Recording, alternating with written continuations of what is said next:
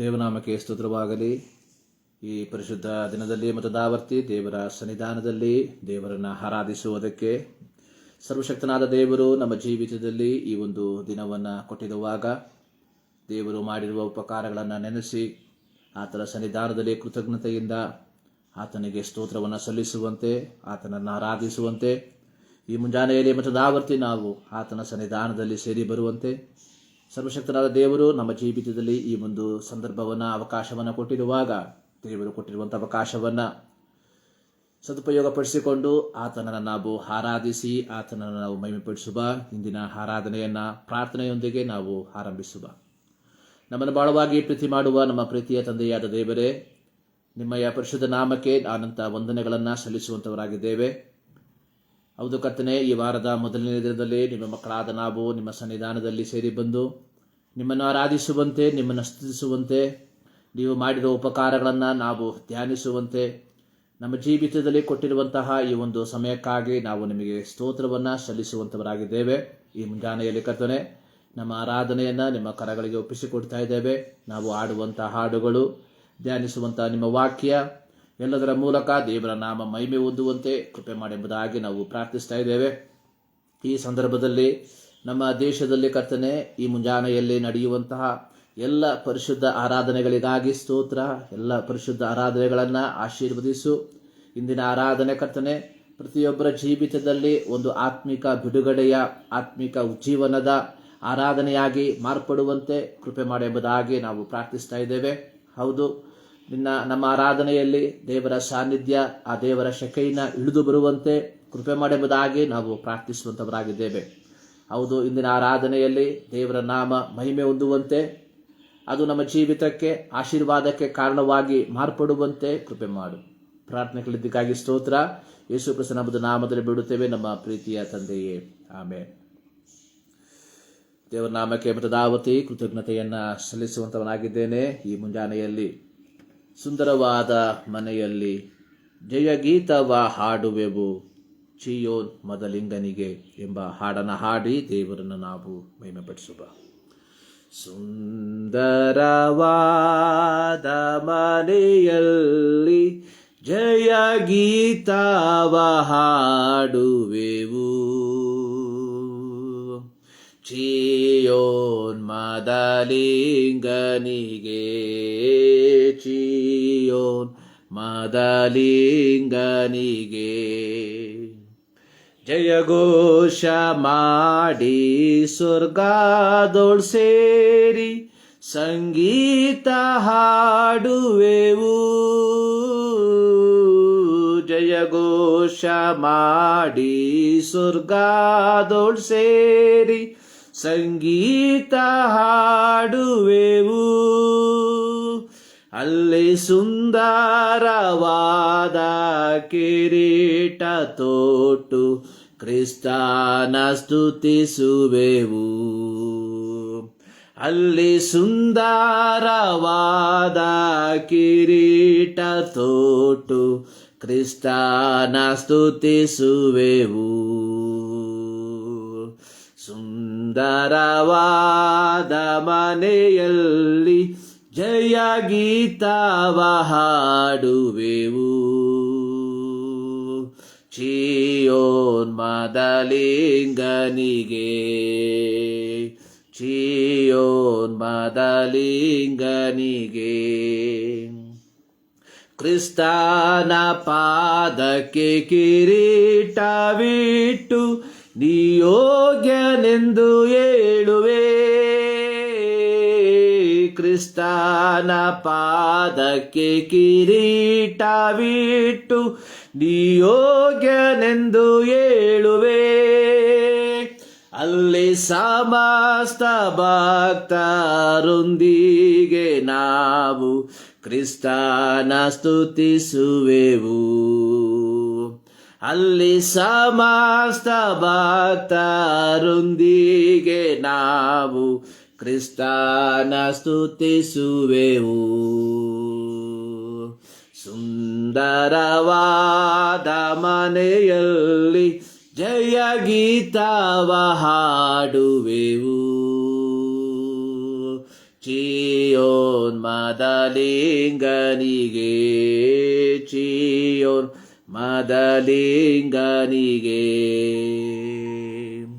ಬಹುಮಾನ ನಮಗೆ ರಕ್ಷಕ ಕೊಡುವ ಎಲ್ಲರ ಮಾಧ್ಯದೊಳು ಬಹುಮಾನ ನನಗೆ ರಕ್ಷಕ ಕೊಡುವ ಎಲ್ಲರ ಮಾಧ್ಯದೊಳು ಆಗ ಆನಂದದಿಂದ ನಾವೆಲ್ಲ ಕೂಡಿ ಕ್ರಿಸ್ತನ ಸ್ತುತಿಸುವೆವು. ಆಗ ಆನಂದದಿಂದ ನಾವೆಲ್ಲ ಕೂಡಿ ಕ್ರಿಸ್ತನ ಸ್ತುತಿಸುವೆವು. ಸುಂದರವಾದ ಮನೆಯಲ್ಲಿ ಜಯ ಗೀತವ ಹಾಡುವೆವು. ಚಿಯೋನ್ಮದಲಿಂಗನಿಗೆ ಚಿಯೋನ್ಮದಲಿಂಗನಿಗೆ ಚಿನ್ನದ ಬೀದಿಯೋಳು ನಾವೆಲ್ಲ ನಡೆದು ಹಲ್ಲೆಲೂಯಾ ಹಾಡುವೆವು. ಚಿನ್ನದ ಬೀದಿಯೋಳು ನಾವೆಲ್ಲ ನಡೆದು ಹಲ್ಲೆಲೂಯಾ ಹಾಡುವೆವು. ಆಗ ದುಃಖವ ಮರೆತು ನಾವೆಲ್ಲ ಕೂಡಿ ಕ್ರಿಸ್ತನ ಸ್ತುತಿಸುವೆವು. ಆಗ ದುಃಖವ ಮರೆತು ನಾವೆಲ್ಲ ಕೂಡಿ ಕ್ರಿಸ್ತನ ಸ್ತುತಿಸುವೆವು. ಸುಂದರವಾದ ಮನೆಯಲ್ಲಿ ಜಯ ಗೀತವ ಹಾಡುವೆವು. ಚಿಯೋನ್ಮದಲಿಂಗನಿಗೆ ಚಿಯೋನ್ಮದಲಿಂಗನಿಗೆ ಸಂಭ್ರಮದಿಂದ ಮದಲಿಂಗನಲ್ಲಿ ಉಲ್ಲಾಸ ಪಡುವೆವು. ಸಂಭ್ರಮದಿಂದ ಮದಲಿಂಗನಲ್ಲಿ ಉಲ್ಲಾಸ ಪಡುವೆವು. ಆಗ ಯಜ್ಞದ ಕುರಿಯ ವಿವಾಹದಲ್ಲಿ ಇಂಪಾಗಿ ಆಡುವೆವು. ಆಗ ಯಜ್ಞದ ಕುರಿಯ ವಿವಾಹದಲ್ಲಿ ಇಂಪಾಗಿ ಆಡುವೆವು. ಸುಂದರವಾದ ಮನೆಯಲ್ಲಿ ಜಯ ಗೀತವ ಹಾಡುವೆವು. ಚಿಯೋನ್ಮದಲಿಂಗನಿಗೆ ಚಿಯೋನ್ಮದಲಿಂಗನಿಗೆ ಹಲ್ಲೆಲೂಯಾ.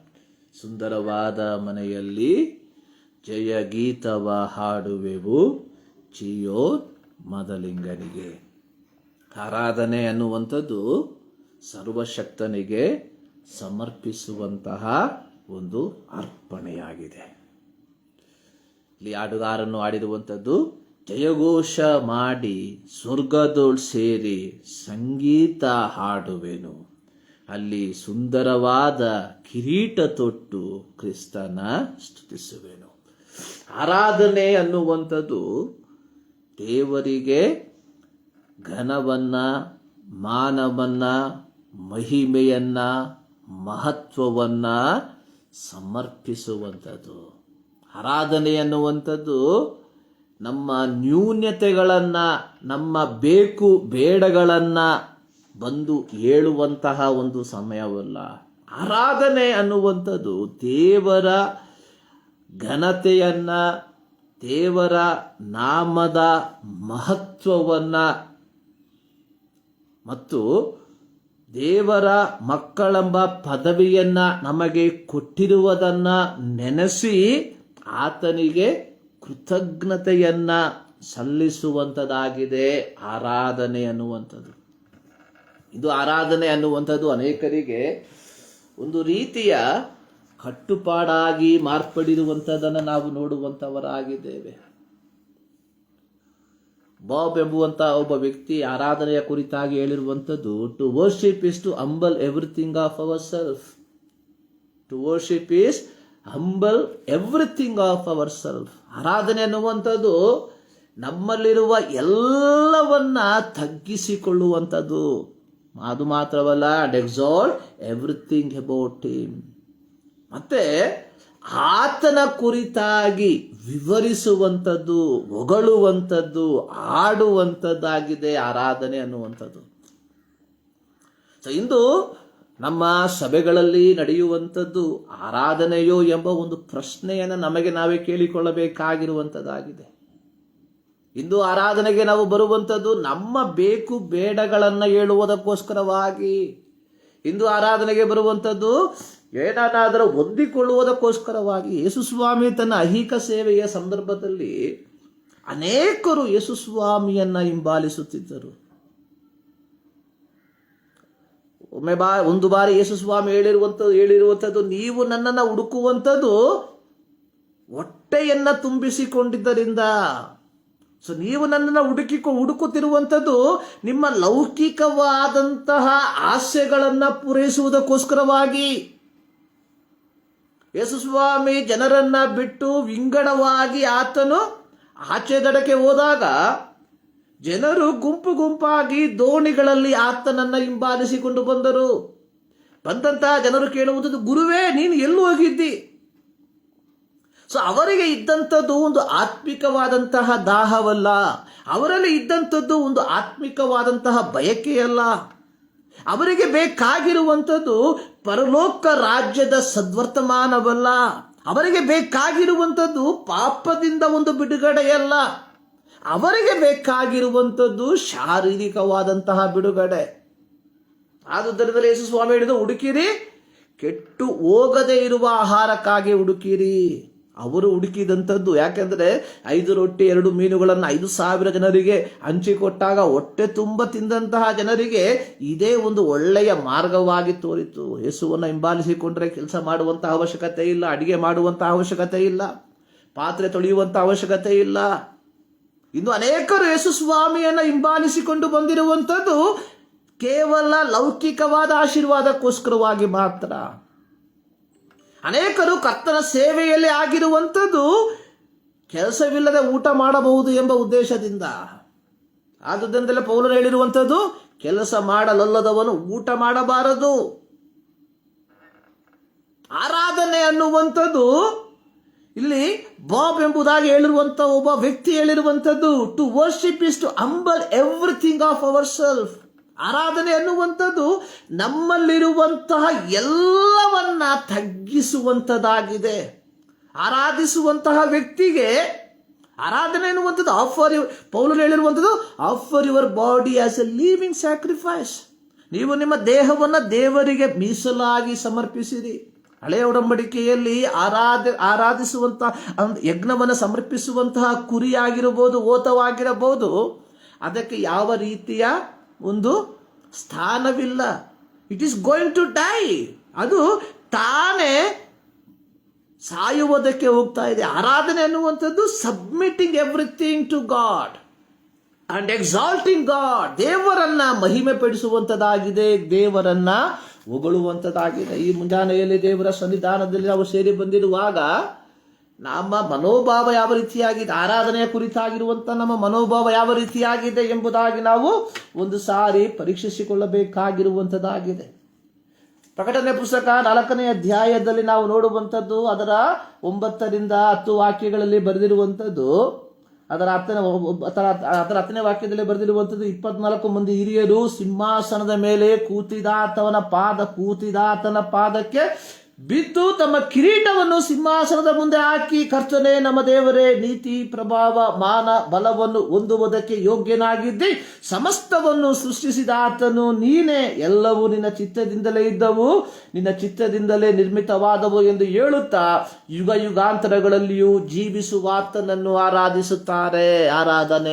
ಆರಾಧನೆಯ ಸ್ಪಷ್ಟವಾದ ಚಿತ್ರಣವನ್ನ ಇಲ್ಲಿ ಯೋಹಾನನಿಗೆ ಸರ್ವಶಕ್ತನಾದ ದೇವರು ದರ್ಶನದ ಮೂಲಕವಾಗಿ ತೋರಿಸುವಂಥದ್ದನ್ನು ನೋಡ್ತಾ ಇದ್ದೇವೆ. ಆರಾಧನೆಯ ಸಂಪೂರ್ಣವಾದ ಚಿತ್ರಣ ಇದು. ಇಲ್ಲಿ 24 ಮಂದಿ ಹಿರಿಯರು ತಮಗೆ, ನಾವು ಹಾಡಿದ್ವಿ ಒಂದು ಹಾಡು, ಕ್ರಿಸ್ತನ ಪಾದಕ್ಕೆ ಕಿರೀಟ ಬಿಟ್ಟು. ಇದು ನಾವು ನೆನೆಸುವಂಥದ್ದು, ಪರಲೋಕಕ್ಕೆ ಹೋದರೆ ಕಿರೀಟವನ್ನು ಹಾಕಿಕೊಂಡು ರಾಜನಾಗಿ ನಾನು ಬದುಕ್ತೇನೆ ಬಾಳ್ತೇನೆ ಎಂಬುದಾಗಿ. ಸೊ ಇಲ್ಲಿ 24 ಮಂದಿ ಹಿರಿಯರು ತಮಗೆ ಕೊಟ್ಟಂತಹ ಕಿರೀಟವನ್ನ ಕ್ರಿಸ್ತನ ಪಾದಕ್ಕೆ ಎಸೆದು, ಸರ್ವಶಕ್ತನಾದ ದೇವರ ಮುಂದೆ ಅವರಿಗೆ ಕೊಟ್ಟಂತಹ ಕಿರೀಟ ಶೂನ್ಯವಾಗಿತ್ತು, ಬೆಲೆ ಇಲ್ಲದಾಗಿದೆ. ಪ್ರಿಯ, ಆರಾಧನೆಯ ಮುಂದೆ ನಾನು ಎಂಬುವಂಥದಕ್ಕೆ ಯಾವ ಸ್ಥಾನವೂ ಇಲ್ಲ. ಆರಾಧನೆ ಅನ್ನುವಂಥದ್ದು submitting everything of our self, ಎಲ್ಲವನ್ನ, ನಮ್ಮಲ್ಲಿರುವಂತಹ ಹಣವನ್ನ, ನಮ್ಮಲ್ಲಿರುವಂತಹ ಅಹಂವನ್ನ, ನಮ್ಮಲ್ಲಿರುವಂತಹ ಪ್ರತಾಪವನ್ನ, ಎಲ್ಲವನ್ನ ಕ್ರಿಸ್ತನ ಪಾದಗಳಿಗೆ ಹಾಕಿ ನೀನೊಬ್ಬನೇ ಯೋಗ್ಯನು ಎಂಬುದಾಗಿ ಪ್ರಖ್ಯಾಪಿಸುವಂಥದ್ದಾಗಿದೆ ಆರಾಧನೆ. ಸೊ ಇಲ್ಲಿ ಸರ್ವಶಕ್ತನಾದ ದೇವರು ಯೋಹಾನನಿಗೆ ದರ್ಶನವನ್ನ ಕೊಟ್ಟಿರುವಂಥದ್ದು ಇದು. 24 ಮಂದಿ ಹಿರಿಯರು ಆತನ ಪಾದಕ್ಕೆ ಬಿದ್ದು ತಮ್ಮ ಕಿರೀಟವನ್ನ ಸಿಂಹಾಸನದ ಮುಂದೆ ಹಾಕಿ, ಕರ್ತನೇ, ನನ್ನ ದೇವರೇ, ನೀನು ಪ್ರಭಾವ, ಮಾನ, ಬಲವನ್ನು ಹೊಂದುವುದಕ್ಕೆ ಯೋಗ್ಯನಾಗಿದ್ದಿ ಎಂದು ಹೇಳುತ್ತಾ ಯುಗ ಯುಗಾಂತರಗಳಲ್ಲಿಯೂ ಜೀವಿಸುವಾತನನ್ನು ಆರಾಧಿಸುತ್ತಾರೆ. ಪ್ರಿಯರೇ, ಈ ಮುಂಜಾನೆಯಲ್ಲಿ ದೇವರ ಸನ್ನಿಧಾನದಲ್ಲಿ ನಾವು ಸೇರಿ ಬಂದಿರುವಂಥದ್ದು ಈ ದೇವರನ್ನ ಆರಾಧಿಸುವುದಕ್ಕೆ ಎಂಬುವಂಥದ್ದನ್ನ ನಾನು ಎಂದಿಗೂ ಮರೆಯಬಾರದು. ಆರಾಧನೆ ಎನ್ನುವಂಥದ್ದು ನಮ್ಮನ್ನೇ ನಾವೇ ಸಂಪೂರ್ಣವಾಗಿ ಸಮರ್ಪಿಸುವಂಥದ್ದು. Offering our body as a living sacrifice. ಯಜ್ಞ ಪಶುವಿಗೆ ಯಾವ ರೀತಿಯ ಸ್ಥಾನವು ಆರಾಧನೆಯಲ್ಲಿ ಇಲ್ಲ. It is going to die to honour the creator. ಯಜ್ಞ ಪಶುವು ತನ್ನ ಸೃಷ್ಟಿಕರ್ತನನ್ನ ತನ್ನ ಜೀವಿತವನ್ನ ಸಮರ್ಪಿಸುವುದರ ಮೂಲಕವಾಗಿ ಮಹಿಮೆ ಪಡಿಸುವಂಥದ್ದಾಗಿದೆ. ಅದೇ ಆರಾಧನೆ. ಅಂದ್ರೆ ನಮ್ಮ ಜೀವಿತ ಸಂಪೂರ್ಣವಾಗಿ ಕರ್ತನ ಪಾದಗಳಿಗೆ ಸಮರ್ಪಿಸಿ ನಮ್ಮ ಜೀವಿತದ ಮೂಲಕವಾಗಿ ದೇವರನ್ನ ಮಹಿಮೆ ಪಡಿಸುವಂಥದ್ದಾಗಿದೆ ಆರಾಧನೆ. ಅದಲ್ಲದೆ ಭಾನುವಾರ ಗಂಟೆ, 1 ಗಂಟೆ, 2 ಗಂಟೆ, 3 ತಾಸುಗಳು ತೋರಿಸುವಂತಹ ನಾಟಕವಲ್ಲ ಆರಾಧನೆ. ಸೊ ಇದನ್ನು ನಾವು ಅರ್ಥ ಮಾಡಿಕೊಳ್ಬೇಕು. ಆದುದರಿಂದಲೇ ಇಲ್ಲಿ ಹಾಡುಗಾರ ಹೇಳಿರುವಂಥದ್ದು, ಕ್ರಿಸ್ತನ ಪಾದಕ್ಕೆ ಕಿರೀಟವಿಟ್ಟು ನೀ ಯೋಗ್ಯನೆಂದು ಹೇಳುವೆ, ಅಲ್ಲಿ ಸಮಸ್ತ ಭಕ್ತರೊಂದಿಗೆ ನಾನು ನಿನ್ನನ್ನ ಸ್ತುತಿಸುತ್ತೇನೆ. ಆರಾಧನೆ ಆರಾಧಕನನ್ನ ಮಹಿಮೆ ಪಡಿಸುವಂಥದ್ದು. ಆರಾಧನೆಯ ಮೂಲಕವಾಗಿ ಆರಾಧಕನ ಮಹತ್ವವನ್ನ ಜೀವಿತದ ಮೂಲಕವಾಗಿ ನಾವು ಪ್ರಖ್ಯಾತಪಡಿಸುವಂಥದ್ದಾಗಿದೆ. ಆರಾಧನೆ ಅನ್ನುವಂಥದ್ದನ್ನ ನಾವುಗಳು ಎಂದಿಗೂ ಮರೆಯಬಾರದು. ಈ ಮುಂಜಾನೆಯಲ್ಲಿ ಮತ್ತೊಂದು ಆವರ್ತಿ ದೇವರ ಸನ್ನಿಧಾನದಲ್ಲಿ ದೇವರು ನಮಗೆ ಈ ಒಂದು ಸಂದರ್ಭವನ್ನ ಕೊಟ್ಟಿದ್ದಾರೆ. Tomorrow is not hours. ಕಳೆದ ರಾತ್ರಿ ನಿದ್ರಿಸಿದಂಥವರು ಚಿರನಿದ್ರೆಗೆ ಜಾರಿದ್ದಾರೆ. ಕಳೆದ ಭಾನುವಾರ ಆರಾಧಿಸಿದಂಥವರು ಇಂದು ಚಿರನಿದ್ರೆಗೆ ಜಾರಿದ್ದಾರೆ. ಪ್ರಾಯವಿರುವಂಥವರು, ಪ್ರಾಯವಿಲ್ಲದೆ ಇರುವಂಥವರು, ಆರೋಗ್ಯವಂತರು, ಆರೋಗ್ಯವಿಲ್ಲದೆ ಇರುವಂಥವರು, ಹಣವಂತರು, ಹಣವಿಲ್ಲದೆ ಇರುವಂಥವರು. ಮರಣಕ್ಕೆ ಯಾರ ಮೇಲೂ ಕನಿಕರವಿಲ್ಲ. Any time anyone can pass this word. ಯಾವುದೇ ಕ್ಷಣದಲ್ಲಿ, ಯಾವುದೇ ಸಂದರ್ಭದಲ್ಲಿ ಒಬ್ಬ ವ್ಯಕ್ತಿ ಈ ಲೋಕದಿಂದ ಅಗಲಿ ಹೋಗುವಂಥದ್ದಾಗಿದೆ. Tomorrow is not mine. ನಾಳೆ ನನ್ನದಲ್ಲ. ಮುಂದಿನ ಭಾನುವಾರ ಸೊ ಈ ರೀತಿಯಾಗಿ ಲೈವ್ ಅಲ್ಲಿ ದೇವರನ್ನು ಆರಾಧಿಸುತ್ತೇನೆ ಎಂಬುವಂತ ಯಾವ ನಿರೀಕ್ಷೆ ನನ್ನಲ್ಲಿ ಇಲ್ಲ. If it is there, okay. It is not there. So ಆಗಿರುವಾಗ ಇರುವಂತಹ ಸಮಯ, ಇರುವಂತಹ ದಿನ, ಇರುವಂತಹ ಗಂಟೆಗಳಲ್ಲಿ ನನ್ನ ಜೀವಿತ ದೇವರನ್ನ ಆರಾಧಿಸುವಂತದ್ದಾಗಿರಬೇಕು. ಇದಕ್ಕೋಸ್ಕರವಾಗಿಯೇ ದೇವರು ನನ್ನನ್ನು ಕರೆದಿರುವಂಥದ್ದು, ಆರಾಧಿಸುವುದಕ್ಕೋಸ್ಕರವಾಗಿ. ಈ ಮುಂಜಾನೆಯಲ್ಲಿ ಪ್ರಿಯರೇ, ಈ ಸರ್ವಶಕ್ತನಾದ ದೇವರನ್ನ ನಾವು ಆರಾಧಿಸುವ ಆರಾಧನೆಗೆ ಯಾವುದು ಅಡ್ಡಿ ಬರಬಾರದು. 2 ಸಮುವೇಲ 6ನೇ ಅಧ್ಯಾಯದಲ್ಲಿ ದಾವೀದನ ಒಂದು ಆರಾಧನೆಯನ್ನು ನೋಡ್ತೇವೆ. ದಾವೀದನು ಇಸ್ರಾಯೇಲರ ರಾಜನಾಗಿದ್ದ. ದೇವರ ಮಂಜೂಷವು ಒಬೇದೋದೋಮನ ಮನೆಯಲ್ಲಿ ಇದ್ದಂತಹ ಸಂದರ್ಭದಲ್ಲಿ ದೇವರ ಮಂಜೂಷದ ನಿಮಿತ್ತವಾಗಿ ಯೆಹೋವನು ಒಬೇದೋದೋಮನನ್ನು ಆಶೀರ್ವದಿಸಿದ. ಇದನ್ನು ಕೇಳಿದಂತಹ ದಾವೀದ ಯೆಹೋವನ ಮಂಜೂಷವನ್ನ ದಾವೀದ ನಗರಕ್ಕೆ ತರುವುದಕ್ಕೆ ತೀರ್ಮಾನಿಸಿದ. ಆತನು ತರುವಂಥದ್ದು ತನ್ನ ರಾಜಭೂಷಿತವಾದ ವಸ್ತ್ರವನ್ನ ಧರಿಸಿಕೊಂಡಲ್ಲ. ಅವನು ಯೆಹೋವನ ಮಂಜೂಷವನ್ನ ಹೊತ್ತು ತರುವಂತಹ ಸಂದರ್ಭದಲ್ಲಿ ಯೆಹೋವನಿಗೆ ಯಜ್ಞವನ್ನ ಸಮರ್ಪಿಸಿ ತನ್ನ ರಾಜ್ಯ ವಸ್ತ್ರವನ್ನ ತೆಗೆದುಹಾಕಿ, ತನ್ನ ಪದವಿಯನ್ನ ತೆಗೆದುಹಾಕಿ, ತನ್ನ ಕಿರೀಟವನ್ನ ತೆಗೆದುಹಾಕಿ, ತನಗೆ ಸರ್ವವೆಂಬುದಾಗಿ ಎನಿಸಿದಂತಹ ತನಗೆ ಶ್ರೇಷ್ಠವಾಗಿರುವಂಥದ್ದನ್ನ ಎಲ್ಲವನ್ನ ತೆಗೆದುಹಾಕಿ ನಾರಿನ ಎಫೋದನ್ನ ಧರಿಸಿಕೊಂಡು ಯೆಹೋವನ ಮಂಜೂಷದ ಮುಂದೆ ಕುಣಿಯುತ್ತಾ ಜಿಗಿಯುತ್ತಾ ಆತನನ್ನು ಆರಾಧಿಸುತ್ತಾ ಯೆಹೋವನ ಮಂಜೂಷ ಅದಕ್ಕೋಸ್ಕರವಾಗಿ ಸಿದ್ಧ ಮಾಡಿದ ಸ್ಥಳಕ್ಕೆ ಆತನು ತೆಗೆದುಕೊಂಡು ಬಂದ. ಆರಾಧನೆಗೆ ನಮ್ಮ ಪದವಿ ಅಡ್ಡಿಯಾಗಬಾರದು. ಆರಾಧನೆಗೆ ನಮ್ಮ ಲೌಕಿಕವಾದಂಥ ಯೋಗ್ಯತೆ ಅಡ್ಡಿಯಾಗಬಾರದು. ಆರಾಧನೆಗೆ ನಮ್ಮಲ್ಲಿರುವಂತಹ ಲೌಕಿಕವಾದ ಹಣ ಅಡ್ಡಿಯಾಗಬಾರದು. ದಾವೀದನು ಹೇಳುವಂತ ಒಂದು ಮಾತಿದೆ ಮೀಕಳಿಗೆ, ತನ್ನ ಪ್ರಜೆಗಳಾದ ಇಸ್ರಾಯೇಲರಿಗೆ ಅರಸನನ್ನಾಗಿ ಮಾಡಿದ ಯೆಹೋವನಿಗೆ ಇನ್ನೂ ಹೆಚ್ಚಾಗಿ ನಾನು ಆರಾಧನೆ ಮಾಡ್ತೇನೆ. More than this. ದಾವೀದನ ಚಿಂತೆಯಲ್ಲಿ ಇದುವರೆಗೂ ತಾನು ಮಾಡಿರುವಂಥದ್ದು ಅಲ್ಪವಾಗಿರುವಂತಹ ಕಾರ್ಯ ಮಾತ್ರ. ತನ್ನ ಕಿರೀಟವನ್ನ, ತನ್ನ ರಾಜ್ಯ ವಸ್ತ್ರವನ್ನ, ತನ್ನ ಪದವಿಯನ್ನ ಎಲ್ಲವನ್ನ ಬದಿಗಿತ್ತು ಆತನು ಇಸ್ರಾಯೇಲರಲ್ಲಿ ಸಾಧಾರಣ ಜನರಲ್ಲಿ ಸಾಧಾರಣನಾಗಿ ಯೆಹೋವನನ್ನ ಆರಾಧಿಸಿದಂತಹ ದಾವೀದನು ತದನಂತರವಾಗಿ ಹೇಳುವಂಥದ್ದು, ಇದಕ್ಕಿಂತಲೂ ಮಿಗಿಲಾಗಿ ನಾನು ದೇವರನ್ನ ಆರಾಧಿಸುವುದಕ್ಕೆ ನಾನು ಸಿದ್ಧನಿದ್ದೇನೆ. ಕಾರಣ ಆತನು ನನ್ನನ್ನು ತನ್ನ ಪ್ರಜೆಗಳಾದ ಇಸ್ರಾಯೇಲರ ಅರಸನನ್ನಾಗಿ ನೇಮಿಸಿದ್ದಾನೆ. ಅಧಿಕಾರ ಯಾರಿಂದ ಸಿಕ್ಕಿರುವಂಥದ್ದು, ಹಣ ಯಾರಿಂದ ಸಿಕ್ಕಿರುವಂಥದ್ದು, ಪದವಿ ಯಾರಿಂದ ಸಿಕ್ಕಿರುವಂಥದ್ದು ಎಂಬುವಂಥದ್ದನ್ನ ನೀನು ನಾನು ಒಮ್ಮೆ ಯೋಚಿಸಿಕೊಳ್ಳಬೇಕಾಗಿರುವಂಥದ್ದು ಬಹಳ ಪ್ರಾಮುಖ್ಯ. ಹಣ ಬಂದರೆ, ಅಧಿಕಾರ ಬಂದರೆ, ಪದವಿ ಬಂದರೆ ಇಂದು ಅನೇಕರು ದೇವರನ್ನು ಆರಾಧಿಸುವುದಕ್ಕೆ ಹಿಂದಕ್ಕೆ ನಿಲ್ಲುವಂಥದ್ದನ್ನು ನಾವು ನೋಡುತ್ತೇವೆ. ಪ್ರಿಯರೇ, ದಾವೀದನನ್ನ ಜ್ಞಾಪಕ ಮಾಡಿಕೊಳ್ಳಿ. Remember the David. ಆತನು ಹೇಳುವಂಥದ್ದು, ಇನ್ನೂ ಹೆಚ್ಚಾಗಿ ನಾನು ಆತನನ್ನು ಆರಾಧಿಸ್ತೇನೆ. ಸುಮ್ಮನೆ ಆಡುವುದಲ್ಲ, ಇನ್ನೂ ಹೆಚ್ಚಾಗಿ ನೀನು ಬೇಕಯ್ಯ, ಇನ್ನೂ ಹೆಚ್ಚಾಗಿ ನೀನು ಬೇಕಯ್ಯ ಎಂಬುದಾಗಿ ಅಲ್ಲ. ದಾವೀದನು ಹೇಳುವುದು, ಇನ್ನೂ ಹೆಚ್ಚಾಗಿ ನಿನ್ನನ್ನು ಆರಾಧಿಸ್ತೇನೆ.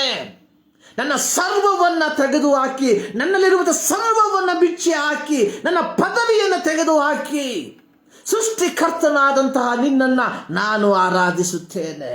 ಈ ಮುಂಜಾನೆಯಲ್ಲಿ ಪ್ರಿಯರೇ, ನಮ್ಮ ಆರಾಧನೆಯ ಒಂದು ಭಾಗ ಇದಾಗಿರಲಿ ಎಂಬುದಾಗಿ ನಾನು ಆಶಿಸುವಂತವನಾಗಿದ್ದೇನೆ. ಈ ದಿನದ ಅಲ್ಪ ನಿಮಿಷದ ಚಿಂತೆಗೋಸ್ಕರವಾಗಿ ನಾವು ಆರಿಸಿಕೊಂಡಿರುವಂತಹ ದೇವರ ವಾಕ್ಯ ಅನ್ನುವಂಥದ್ದು ಹಾನರಿಂಗ್ ದ ಪೇರೆಂಟ್ಸ್. ನಮ್ಮ ಪೋಷಕರನ್ನು ನಾವು ಗೌರವಿಸುವಂಥದ್ದು. ಇಂದು ದೇಶದಲ್ಲಿ ಕಾಣದೇ ಇರುವಂತಹ, ಪ್ರತ್ಯೇಕವಾಗಿ ಕ್ರೈಸ್ತರಲ್ಲಿ ಕಾಣದೇ ಇರುವಂತಹ ಒಂದು ಕಾರ್ಯ, we are ignoring our parents. ನಮ್ಮ ತಂದೆ ತಾಯಿಗಳನ್ನ, ನಮ್ಮ ಈ ಗುರು ಹಿರಿಯರನ್ನ ನಾವೇನ್ ಮಾಡ್ತಾ ಇದ್ದೇವೆ? ಕಡೆಗಣಿಸ್ತಾ ಇದ್ದೇವೆ. Honour your parents. ಗುರು ಹಿರಿಯರನ್ನ, ನಿಮ್ಮ ತಂದೆ ತಾಯಿಗಳನ್ನ ನಾವು ಏನ್ ಮಾಡಬೇಕು? ಸನ್ಮಾನಿಸುವಂತವರಾಗಿರಬೇಕು. ಅವರನ್ನು ನಾವು ಸಾಕಿ ಸಲಹುವಂತವರಾಗಿರಬೇಕು. ಇವತ್ತು ನಮ್ಮ ದೇಶದಲ್ಲಿ, ಪ್ರತ್ಯೇಕವಾಗಿ ಬೆಂಗಳೂರು ಪಟ್ಟಣದಲ್ಲಿ ವೃದ್ಧಾಶ್ರಮಗಳು ಯಥೇಚ್ಛಾಗಿ ಇರುವಂಥದ್ದನ್ನು ನಾವು ನೋಡುತ್ತೇವೆ. ಅಣುಬೆಯ ರೀತಿಯಲ್ಲಿ, ಮೊದಲ ಮಳೆಯಲ್ಲಿ ಯಾವ ರೀತಿಯಾಗಿ ಕಾಡುಗಳಲ್ಲಿ ಅಣುಬೆಗಳು ಹುಟ್ಟುತ್ತದೋ ಆ ರೀತಿಯಾಗಿ ಚಿಕ್ಕದು ದೊಡ್ಡದು ಆದಂತಹ ವೃದ್ಧಾಶ್ರಮಗಳು ನಮ್ಮ ಬೆಂಗಳೂರು ಪಟ್ಟಣದಲ್ಲಿ ಬಹಳವಾಗಿ ಬೆಳೆಯುವಂಥದ್ದನ್ನು ನಾವು ನೋಡ್ತಾ ಇದ್ದೇವೆ. ಬೆಂಗಳೂರು ಪಟ್ಟಣದಲ್ಲಿ ಮಾತ್ರವಲ್ಲ, ಇಡೀ ಕರ್ನಾಟಕದಲ್ಲಿ, ಇಡೀ ಭಾರತ ದೇಶದಲ್ಲಿ ಇವತ್ತು ಅದು ಬಹಳವಾಗಿ ಯಥೇಚ್ಛಾಗಿ ಕಾಣುವಂಥದ್ದನ್ನು ನಾವು ನೋಡ್ತೇವೆ. ಒಂದು ಪ್ರಶ್ನೆ ನಮಗೆ ಬರ್ಬೋದು, ಇದಕ್ಕೂ ಕ್ರೈಸ್ತರಾದ ನಮಗೂ ಏನು ಸಂಬಂಧ? ಅತ್ಯಂತ ವೇದನಾಜನಕವಾಗಿರುವಂತಹ ಒಂದು ವಿಚಾರವೇನೆಂದರೆ, ಅನೇಕ ಕ್ರೈಸ್ತರ ತಂದೆ ತಾಯಿಗಳೇ ಹೆಚ್ಚಾಗಿ ಇಂತಹ ಆಶ್ರಮಗಳಲ್ಲಿ ತಮ್ಮ ದಿನಗಳನ್ನು ಕಳೆಯುತ್ತಿದ್ದಾರೆ ಎಂಬುವಂಥದ್ದನ್ನು ನಾವು ಅವಲೋಕಿಸುವಾಗ ಇದು ನಿಜವಾಗಲೂ ಅತ್ಯಂತ ದುಃಖಕರವಾದಂತಹ, ಅತ್ಯಂತ ನಿಕೃಷ್ಟಕರವಾದಂತಹ ಒಂದು ವಿಚಾರ ಅನ್ನುವಂಥದ್ರಲ್ಲಿ ಯಾವ ಸಂಶಯವೂ ಇಲ್ಲ. ಹಾನರಿಂಗ್ ಯುವರ್ ಪೇರೆಂಟ್ಸ್, ನಿಮ್ಮ ತಂದೆ ತಾಯಿಗಳನ್ನ ಸನ್ಮಾನಿಸಿರಿ. ಕೆಲವು ದಿನಗಳ ಹಿಂದೆ ನಾನು ಒಂದು ಪಾಡ್ಕಾಸ್ಟ್ ಅಲ್ಲಿ ಒಂದು ಮಾತನ್ನು ಹೇಳಿದೆ. ವೆನ್ ವಿ ಆರ್ ಚೈಲ್ಡ್, ನಾವು ಚಿಕ್ಕವರಿದ್ದಾಗ, ನಾವು ಮಕ್ಕಳಿದ್ದಾಗ ನಮ್ಮ ತಂದೆ ತಾಯಿಗಳು ನಮ್ಮನ್ನು ತಳ್ಳಿ ಬಿಡಲಿಲ್ಲ. ನಮ್ಮ ತಂದೆ ತಾಯಿಗಳು ನಮ್ಮನ್ನು ಯಾವುದೇ ಅನಾಥ ಮಂದಿರಕ್ಕೆ ಸೇರಿಸಲಿಲ್ಲ. ತಮ್ಮಲ್ಲಿದ್ದಂತಹ ವರಮಾನದಲ್ಲಿ ನಮ್ಮನ್ನ ಸಾಕಿ ಸಲಹಿದರು. ಆದರೆ ವರ್ಷಗಳು ದಾಟಿ ಹೋಯಿತು, ಮಕ್ಕಳು ಬೆಳೆದರು, ವಿದ್ಯಾವಂತರಾದರು, ಸಮಾಜದಲ್ಲಿ ಅವರ ಸ್ಟೇಟಸ್ ದೊಡ್ಡದಾಯಿತು. ಹೀಗಿರುವಂತಹ ಸಂದರ್ಭದಲ್ಲಿ ಮಕ್ಕಳಿಗೆ ತಮ್ಮ ತಂದೆ ತಾಯಿಗಳ ಮೇಲೆ ಒಂದು ರೀತಿಯ ಜಿಗುಪ್ಸೆ. ಅನೇಕರು ಅವರನ್ನ ತಮ್ಮ ಮನೆಯಿಂದ ಹೊರತಳ್ಳಿದ್ದಾರೆ. ಅನೇಕ ಕ್ರೈಸ್ತರು ತಮ್ಮ ತಂದೆ ತಾಯಿಗಳನ್ನ ನೋಡಿಕೊಳ್ಳುವುದಕ್ಕೆ ಮನಸ್ಸಿಲ್ಲದೆ ಪ್ಯಾಲೆಟಿವ್ ಕೇರ್ ಎಂಬ ಜಾಗದಲ್ಲಿ ಹಾಕಿರುವಂಥದ್ದನ್ನು ನಾವು ಬಲ್ಲವರು ಪ್ರಿಯರೇ. Where is our Christian standard? ನಮ್ಮ ಕ್ರೈಸ್ತತ್ವದ ಆ ಒಂದು ಸ್ಟ್ಯಾಂಡರ್ಡ್ ಎಲ್ಲೋಗಿದೆ? We have to remember. ಕಾರಣ ಹಣ, ಕಾರಣ ಅಂತಸ್ತು, ಕಾರಣ ಸಾಮಾಜಿಕ ಭದ್ರತೆ, ಹೀಗೆ ಹಲವು ಕಾರಣಗಳನ್ನು ನಾವು ಹೇಳುವಂಥವರಾಗಿದ್ದೇವೆ. ಒಮ್ಮೆ ಯೋಚಿಸಿ, ನಾವು ಮಕ್ಕಳಾಗಿದ್ದಾಗ ನಮ್ಮ ತಂದೆ ತಾಯಿಗಳು ನಮ್ಮನ್ನು ಇಂತಹ ಆಶ್ರಮಗಳಿಗೆ ಹಾಕಿದ್ದರೆ, ಇಂದು ನೀನು ನಾನು ಅನುಭವಿಸುತ್ತಿರುವಂತಹ ಈ ಸೋಷಿಯಲ್ ಸ್ಟ್ಯಾಟಸ್ಗಳನ್ನು ನಮ್ಮಿಂದ ಅನುಭವಿಸುವುದಕ್ಕೆ ಸಾಧ್ಯವಾಗುತ್ತಿತ್ತ? Let us remember, honour your parents. ಆದಿಕಾಂಡ 47ನೇ ಅಧ್ಯಾಯ ಅದರ 11ರಿಂದ 12 ವಾಕ್ಯಗಳಲ್ಲಿ ಯೋಸೇಫನು ತನ್ನ ತಂದೆ ತಾಯಿ ಅಣ್ಣಂದಿರಿಗೆ ಮಾಡಿದಂತಹ ಒಂದು ಶ್ರೇಷ್ಠವಾದ ಕಾರ್ಯದ ಕುರಿತಾಗಿ ಅಲ್ಲಿ ಬರೆದಿರುವಂಥದ್ದನ್ನು ನಾವು ನೋಡ್ತೇವೆ.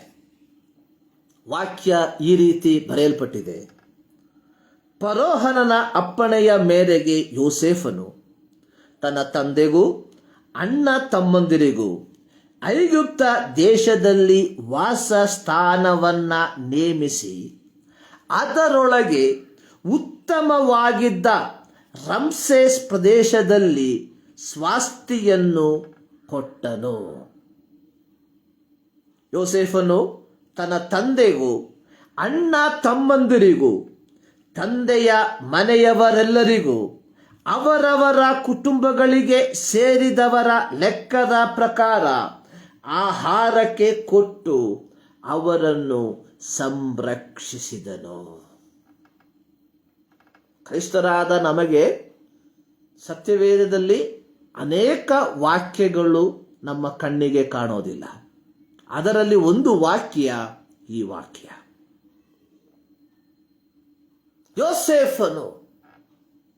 ಯೋಸೇಫನ ಚರಿತ್ರೆ ನಮ್ಮೆಲ್ಲರಿಗೂ ಪರಿಚಿತವಿರುವಂತಹ ಒಂದು ಚರಿತ್ರೆ. ಯೋಸೇಫನ ಜೀವಿತ ಯೋಸೇಫನು ಹಾದು ಹೋದಂತಹ ಪ್ರತಿಯೊಂದು ಕಾರ್ಯಗಳು ನಮ್ಮೆಲ್ಲರಿಗೂ ಕಂಠಪಾಠವಾಗಿರುವಂತಹ ಒಂದು ವಿಚಾರ. ಯಾಕೋಬನು ಯೋಸೇಫನನ್ನ ಹೆಚ್ಚಾಗಿ ಪ್ರೀತಿಸುತ್ತಿದ್ದ. ಯಾಕೋಬನು ಯೋಸೇಫನನ್ನ ಹೆಚ್ಚಾಗಿ ಪ್ರೀತಿಸಿದರ ಫಲವಾಗಿ ಅದು ಮಾತ್ರವಲ್ಲ, ಯೋಸೇಫನು ತನ್ನ ಬಾಲ್ಯ ಪ್ರಾಯದಲ್ಲಿಯೇ ಆ ಒಂದು ದೈವಿಕ ಮಾರ್ಗದಲ್ಲಿ ನಡೆಯುವಂತಹ ವ್ಯಕ್ತಿಯಾಗಿದ್ದ. ನಡೆಯಬೇಕಾದ ಮಾರ್ಗಕ್ಕೆ ತಕ್ಕಂತೆ ಹುಡುಗನನ್ನ ಶಿಕ್ಷಿಸು, ಮುಪ್ಪಿನಲ್ಲಿಯೂ ಓರೆಯಾಗನು. ಇದು ತಂದೆ ತಾಯಿಗಳಿಗೆ ಇರುವಂತಹ ಒಂದು ಸಂದೇಶ. ಯೋಸೇಫನು ತನ್ನ ಬಾಲ್ಯ ಪ್ರಾಯದಲ್ಲಿಯೇ ದೈವಿಕವಾದ ಮಾರ್ಗದಲ್ಲಿ ನಡೆಯುವಂತಹ ವ್ಯಕ್ತಿಯಾಗಿದ್ದ.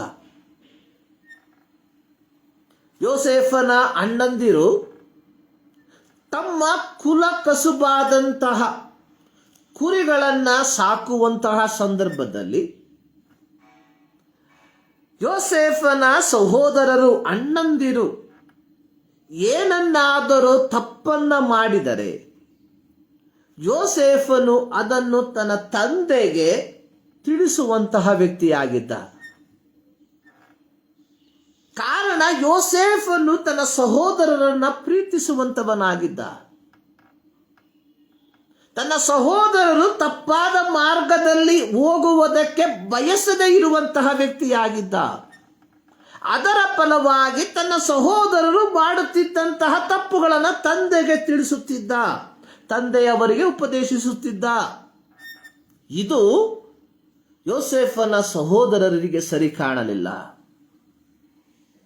ಇಂದು ಸಹ ಇದು ಸತ್ಯವಾಗಿರುವಂಥದ್ದು. ನಾವು ಯಾರನ್ನಾದರೂ ಉಪದೇಶಿಸುವುದಕ್ಕೆ ಹೋದರೆ ಜನ ನಮ್ಮನ್ನು ದ್ವೇಷಿಸುವಂಥದ್ದು ಸರ್ವೇ ಸಾಮಾನ್ಯವಾಗಿರುವಂಥ ಒಂದು ಕಾರ್ಯ. ಇದು ಕೇವಲ ದ್ವೇಷವಾಗಿ ಮಾತ್ರವಲ್ಲ ಇದ್ದದ್ದು.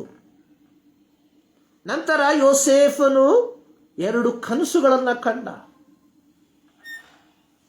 ಈ ಕನಸುಗಳ ನಿಮಿತ್ತವಾಗಿಯೂ ಯೋಸೇಫನ ಸಹೋದರರು ಯೋಸೇಫನನ್ನ ಹೆಚ್ಚಾಗಿ ದ್ವೇಷಿಸುವುದಕ್ಕೆ ಪ್ರಾರಂಭಿಸಿದರು. ಅವರ ದ್ವೇಷ ಯಾವ ಮಟ್ಟಕ್ಕೆ ಹೋಗಿತ್ತೆಂದರೆ ಅವನನ್ನು ಕೊಲ್ಲುವಷ್ಟರ ಮಟ್ಟಿಗೆ ಆ ಒಂದು ತೀರ್ಮಾನಕ್ಕೆ ಅವರನ್ನ ಮಾರ್ಗ ನಡೆಸಿತು. ಒಂದು ದಿನ ಯೋಸೇಫನು ತನ್ನ ಸಹೋದರರ ಯೋಗಕ್ಷೇಮವನ್ನು ವಿಚಾರಿಸುವುದಕ್ಕೋಸ್ಕರವಾಗಿ ತಂದೆ ಕಳುಹಿಸಿದಂತಹ ಆಹಾರ ಸಾಮಗ್ರಿಯೊಂದಿಗೆ ಬಂದಂತಹ ತಮ್ಮ ಒಡ ಹುಟ್ಟಿದವನನ್ನ ಈ ಅಣ್ಣಂದಿರು ಕೊಲ್ಲುವುದಕ್ಕೆ ತೀರ್ಮಾನಿಸಿದರು. ಅದೃಷ್ಟವಶಾತ್ ಯೂದನ ಆ ಒಂದು ಸಹಾಯದಿಂದ ಅವನನ್ನ ಕೊಲ್ಲದೆ ನೀರಿಲ್ಲದ ಬಾವಿಯೊಳಗೆ ಹಾಕಿಬಿಟ್ಟರು. ಅದು ಕೊಲ್ಲುವುದಕ್ಕೆ ಸಮಾನ. ನೀರಿಲ್ಲ, ಆಹಾರ ಇಲ್ಲ, ಸರಿಯಾದಂತಹ ಆಮ್ಲಜನಕ ಸಿಕ್ಕೋದಿಲ್ಲ, ಅಂಚಿಂಚಾಗಿ ಹಂತವಾಗಿ ಕೊಲ್ಲುವಂಥದ್ದು. ಇದಕ್ಕಿಂತಲೂ ಒಂದೇ ಹೊಡೆತಕ್ಕೆ ಕೊಲ್ಲುವಂಥದ್ದು ಒಳ್ಳೆ ಚೆನ್ನಾಗಿತ್ತು. ಆಗಿರುವಾಗ ಇಷ್ಮಾಯೇಲರು ಆ ಮಾರ್ಗದಲ್ಲಿ ಬಂದದರ ಫಲವಾಗಿ ಏನು ಮಾಡಿದ್ರು? ಇವನನ್ನ ಇಷ್ಮಾಯೇಲರಿಗೆ ಮಾರಿಬಿಟ್ಟರು. ಇಷ್ಮಾಯೇಲರು ಅವನನ್ನ ಐಗುಪ್ತ ದೇಶಕ್ಕೆ ಕರ್ಕೊಂಡು ಹೋಗಿ ಪೋಟಿಫರನಿಗೆ ಮಾರಿದ್ರು. ಅಲ್ಲಿಂದ ತನ್ನದಲ್ಲದ ತಪ್ಪಿನ ಫಲವಾಗಿ ಸೆರೆಮನೆಯಲ್ಲಿ ಹಾಕಲ್ಪಟ್ಟ. ಇದು ಯೋಸೇಫನ ಜೀವನ ಚರಿತ್ರೆ. ಯೋಸೇಫನ ಜೀವನ ಚರಿತ್ರೆಯಲ್ಲಿ ತನ್ನ ಅಣ್ಣಂದಿರಿಂದ ಯಾವುದೇ ರೀತಿಯ ಒಂದು ಒಳ್ಳೆಯ ಮಾತಾಗಲಿ ಒಳ್ಳೆಯ ಕ್ರಿಯೆಯಾಗಲಿ ಯೋಸೇಫನ ಅನುಭವಿಸಲಿಲ್ಲ. ಕಾರಣ ಅವರು ಇವನನ್ನ ದ್ವೇಷಿಸುವಂತವರಾಗಿದ್ದರು. ಇದು ಯೋಸೇಫನು ನಡೆದು ಬಂದಂತಹ ಒಂದು ಹಾದಿ. ಸದನಂತರವಾಗಿ ಸೆರೆಮನೆಯಿಂದ ಅರಮನೆಗೆ ದೇವರು ಯೋಸೇಫನನ್ನ ಕೈ ಹಿಡಿದು ಮೇಲಕ್ಕೆತ್ತಿದ. ದೇಶದಲ್ಲಿ ಬರಗಾಲ, ಯಾಕೋಬನಿಗೆ ಗೊತ್ತಾಯಿತು ಐಗುಪ್ತ ದೇಶದಲ್ಲಿ ಆಹಾರ ಸಾಮಗ್ರಿಗಳು ಸಿಗ್ತಾ ಇದೆ ಎಂಬುದಾಗಿ. ತನ್ನ ಸಹೋದರರನ್ನ, ತನ್ನ ಮಕ್ಕಳನ್ನ ಆಹಾರಕ್ಕೋಸ್ಕರವಾಗಿ ಐಗುಪ್ತ ದೇಶಕ್ಕೆ ಕಳಿಸಿಕೊಟ್ಟ. ಹೀಗೆ ಚರಿತ್ರೆ ಮುಂದುವರೆದುಕೊಂಡು ಹೋಗ್ತಾ ಇದೆ. ದೇಶದಲ್ಲಿ ಬರವಿರುವಂತಹ ಸಂದರ್ಭದಲ್ಲಿ ಯೋಸೇಫನು ಮಾಡಿದಂತಹ ಒಂದು ಶ್ರೇಷ್ಠವಾದ ಕಾರ್ಯದ ಕುರಿತಾಗಿ ಇಂದು ನಾವು ಓದಿ ಕೇಳಿದ್ದೇವೆ. ಪ್ರತ್ಯೇಕವಾಗಿ ಅದರ 46, 47 ಅಧ್ಯಾಯವನ್ನು ನಾವು ಕಲಿಯುವಂತಹ ಸಂದರ್ಭದಲ್ಲಿ ಅದು ಸ್ಪಷ್ಟವಾಗಿ ಬರೆದಿರುವಂಥದ್ದನ್ನು ನಾವು ನೋಡುತ್ತೇವೆ. ಹಾನರಿಂಗ್ ಯುವರ್ ಪೇರೆಂಟ್ಸ್, ನಿಮ್ಮ ಪೋಷಕರನ್ನ ನೀವು ಗೌರವಿಸುವಂಥದ್ದು. ಮಾನಸಿಕವಾಗಿ ಯೋಚಿಸುವುದಾದರೆ ಈ ಯಾವ ಆಶೀರ್ವಾದಗಳನ್ನು ಹೊಂದುವುದಕ್ಕೆ ಯೋಸೇಫನ ಸಹೋದರರು ಯೋಗ್ಯರಲ್ಲ. ಕಾರಣ ಅಷ್ಟರ ಮಟ್ಟಿಗೆ ಯೋಸೇಫನ ಸಹೋದರರು ಯೋಸೇಫನನ್ನ ಹಿಂಸೆ ಪಡಿಸಿದಂಥವರಾಗಿದ್ದಾರೆ.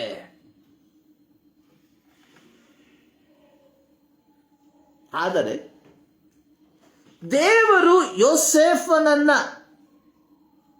ಒಂದು ಪ್ರತ್ಯೇಕವಾದಂತಹ ಸ್ಥಾನದಲ್ಲಿ ಆತನನ್ನು ಮೇಲಕ್ಕೆತ್ತಿದಂತಹ ಸಂದರ್ಭದಲ್ಲಿ ದೇಶದಲ್ಲಿ ಬರಗಾಲವು ಅತಿ ತೀಕ್ಷ್ಣವಾಗಿರುವಾಗ ಯೋಸೇಫನು ತನ್ನ ಸಹೋದರರು ಮಾಡಿದಂತಹ ಯಾವ ಕಾರ್ಯಗಳನ್ನು ಮನಸ್ಸಿನಲ್ಲಿಡದೆ ತನ್ನ ತಂದೆ ತಾಯಿಯನ್ನ, ತನ್ನ ಸಹೋದರರನ್ನ, ಅವರಿಗಿರುವಂಥ ಸಕಲವನ್ನ ಆ ಒಂದು ಕ್ಲಿಷ್ಟಕರವಾದ ಪರಿಸ್ಥಿತಿಯಲ್ಲಿ ಸಂರಕ್ಷಿಸಿರುವಂಥದ್ದನ್ನ ಈ ವಾಕ್ಯದ ಮೂಲಕವಾಗಿ ನಾವು ತಿಳಿದುಕೊಳ್ಳುವಂಥವರಾಗಿದ್ದೇವೆ.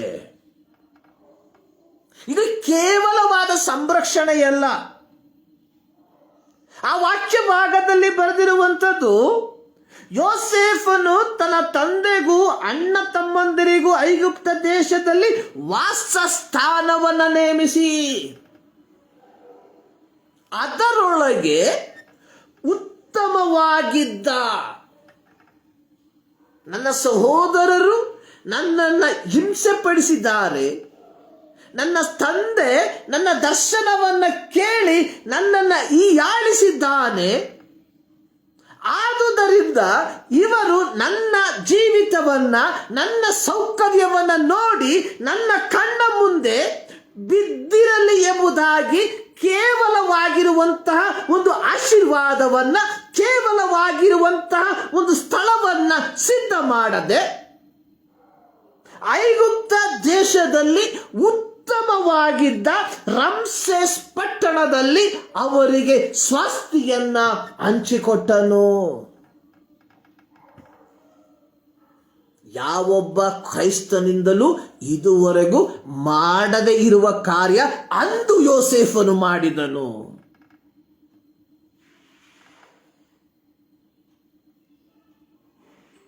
ಕೇವಲ ಸ್ವಾಸ್ಥ್ಯವನ್ನು ಹಂಚಿಕೊಟ್ಟದ್ದು ಮಾತ್ರವಲ್ಲ, 12ನೇ ವಾಕ್ಯದಲ್ಲಿ ಯೋಸೇಫನು ತನ್ನ ತಂದೆಗೂ ಅಣ್ಣ ತಮ್ಮಂದಿರಿಗೂ ತಂದೆಯ ಮನೆಯವರೆಲ್ಲರಿಗೂ ಅವರವರ ಕುಟುಂಬಗಳಿಗೆ ಸೇರಿದ ಲೆಕ್ಕದ ಪ್ರಕಾರ ಆಹಾರವನ್ನ ಕೊಟ್ಟು ಸಂರಕ್ಷಿಸಿದನು.